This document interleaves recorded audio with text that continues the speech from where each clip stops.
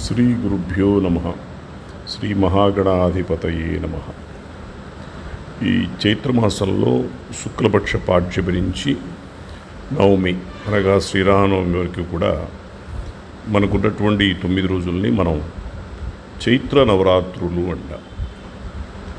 ఈ చైత్ర నవరాత్రుల్లో మనం లలితా అమ్మవారి ఆరాధన చేసుకోవటం చాలా విశేషంగా చెప్పబడి ఉంది. గురువుల యొక్క భాషణం నుంచి అలాగే మహాత్ములైనటువంటి ఎంతోమంది పెద్దలు, అలాగే మనకు మంత్రశాస్త్ర గ్రంథాల్లో కూడా లలిత ఆరాధన చాలా విశేషంగా చెప్పబడి ఉంది ఈ నవరాత్రులలో.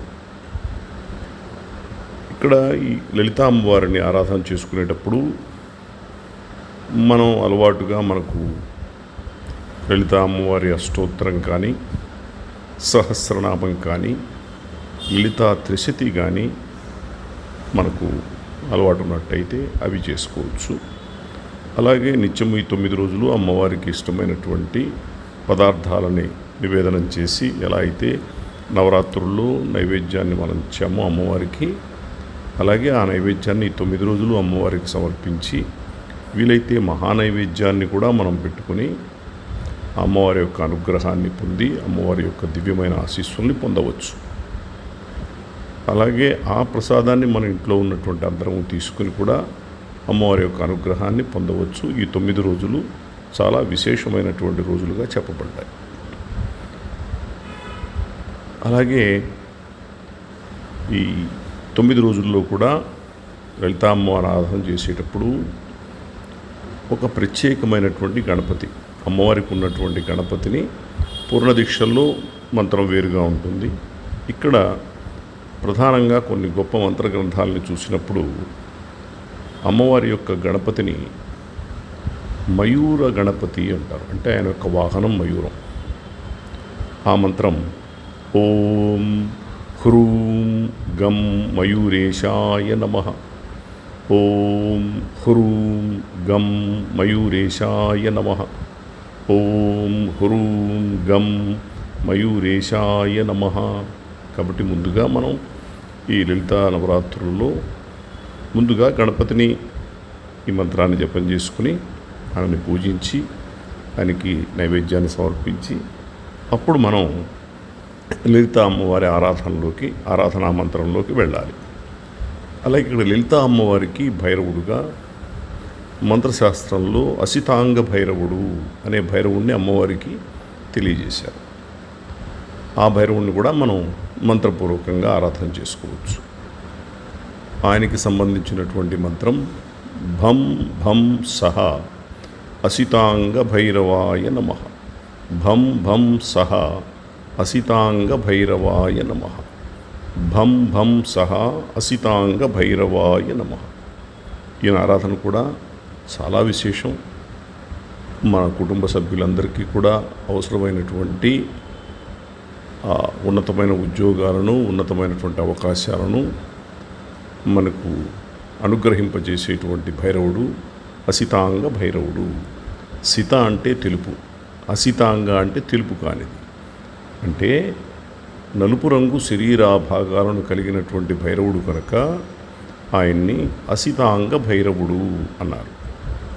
అలాగే ఇక్కడ లలితా అమ్మవారికి మంత్రశాస్త్రాలలో చాలా గ్రంథాలలో మనకున్నటువంటి శ్రీచక్ర ఆరాధనలో పూర్ణదీక్షలో చాలా మంత్రాలు ఉంటాయి. అందుట్లో కొన్ని మనం పంచదశి అని 15 అక్షరాలు, షోడశి అని 16 అక్షరాలు, మహాషోడశి అని అలా ముందు వెనక కొంత సంపుడు చేసి చెప్పేటువంటి మంత్రాలు, అలాగే ఎన్నో వివిధ రకాలైనటువంటి మహాషోడశి మంత్రాలు మనకు మంత్రశాస్త్రంలో కనపడుతూ ఉంటాయి. శ్రీచక్రార్చన చేసుకునేటువంటి వాళ్ళు వాడుకునేటువంటి మంత్రం ఇప్పుడు ఉంటుంది. దాన్నే మనం మహాషోడశి అంటాం. చాలా గొప్పదైనటువంటి మంత్ర విద్యది. అలాగే కకారంతో ఉండేటువంటి మంత్రాలు ఉంటాయి, వాటిని కాది విద్యలని.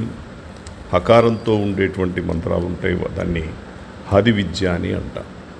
సో మనకు శ్రీచక్రార్చనలో, శ్రీచక్ర విధానంలో, శ్రీ విద్యా సంప్రదాయంలో ఎక్కువ మంది కకారంతో ఉండేటువంటి మంత్రాన్ని తీసుకొని దాని నుంచి 16 అక్షరాలు చేసుకొని దాని నుంచి మహాషోడశి తీసుకుంటారు. అది శ్రీచక్రార్చనలో విశేషమైనటువంటివి. ఇవన్నీ కూడా మనకు పూర్ణ దీక్షలో కానీ, శ్రీచక్రార్చన దీక్షలో కానీ శ్రీ విద్యాపరంగా వచ్చేటువంటి మంత్రాలు. ఇప్పుడు అవి ఆ దీక్షలో చూసుకోవాలి. ఇక్కడ అమ్మవారిని 9 రోజులు అర్చించుకుంటానికి మనకు మంత్రశాస్త్ర విభాగంలో 3 గొప్ప మంత్రాలు కనిపిస్తాయి. సాధారణంగా అందరూ చేసుకోవచ్చు, ఇది తప్పేం లేదు. మొదటిది ఓం ఐం హ్రీం శ్రీం త్రిపుర సుందర్యై నమః. ఓం ఐం హ్రీం శ్రీం త్రిపుర సుందర్యై నమః. ఓం ఐం హ్రీం శ్రీం త్రిపుర సుందర్యై నమః. ఈ మంత్రం విశేషం ఏంటంటే, ఈ ఐం హ్రీం శ్రీం అనేది భువనేశ్వరి అమ్మవారి మంత్రం. ఈ మంత్రాన్ని ఎవరైతే ఆరాధిస్తారో దారిద్ర్య బాధలు తొలగి ధనప్రాప్తి కలిగి సకల సుఖభోగ ప్రాప్తి కలుగుతుందని శాస్త్రంలో చెప్పబడి ఉంది. అలాగే రెండవది ఓం హ్రీం శ్రీం క్లీం లలితాదేవ్యై నమః. ఓం హ్రీం శ్రీం క్లీం లలితాదేవ్యై నమః. ఓం హ్రీం శ్రీం క్లీం లలితాదేవ్యై నమః.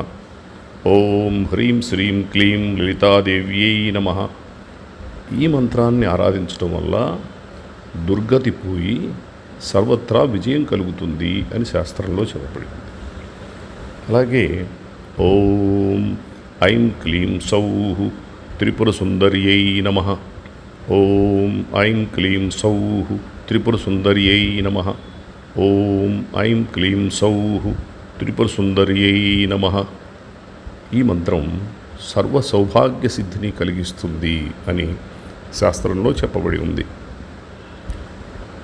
ఇవి మీకు అలవాటు పడినటువంటి బీజాక్షరాలతో తీసుకొని ఈ 3 మంత్రాల్లో ఏదైనా ఒక మంత్రాన్ని మీరు ఈ 9 రోజులు దీక్షగా చేసి అమ్మవారి అనుగ్రహాన్ని పొందవచ్చు. చాలా విశేషమైనటువంటి మంత్రములు ఈ 3 కూడా. ఎప్పుడైనా మనం ప్రతి వాళ్ళు చేసుకోవచ్చు ఈ మంత్రాలని, ఇబ్బంది ఏం లేదు. చాలా చక్కగా నిష్ఠతో కొంత నియమంతో భక్తిపూర్వకంగా శ్రద్ధగా మీరు చేసినట్లయితే తప్పక అమ్మవారి అనుగ్రహం కలుగుతుంది. ఇవి చేసుకొని గణపతి దయ వల్ల విఘ్నాన్ని పోగొట్టుకొని అసితాంగ భైరవుడి వలన మనకు కావలసినటువంటి కామ్యం, ఇంట్లో అందరూ బాగుంటాం, సౌఖ్యంతో సుఖ సంపదలతో ఉంటాం.